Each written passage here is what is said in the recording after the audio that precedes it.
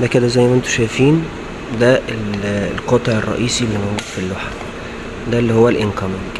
ده واخد التغذية بتاعته، وبعد كده بيغذي بقية الحاجات مربوطين مع بعض. طبعا اللوحة دي الكونكشن تيب بتاعها وايرز مش باسبورات، يعني هنا مفيش باسبورات، كل المعمول هنا ان هو وايرز، ومعمول يطلع من دي يخش في دي، يطلع من دي يخش في دي، بس دي كل الفكرة. ده عبارة عن كارنت ترانسفورمر، او ان هو يعني الفكرة بتاعته ان هو بيقيس قيمة الكارنت اللي طالع من الثلاث فازات دول.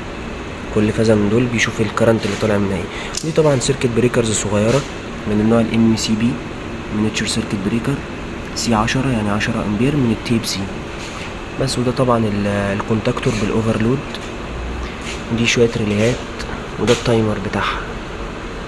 بس كده، بص شكل الام سي بي عامل ازاي.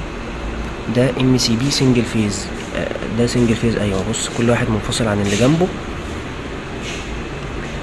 ومن النوع المكتوب، بص هنا، بص كده هنا مكتوب ام سي بي سي 10. السي 10 دي معناها ان هو من التيب سي، الكيرف بتاع سي، وان هو 10 امبير.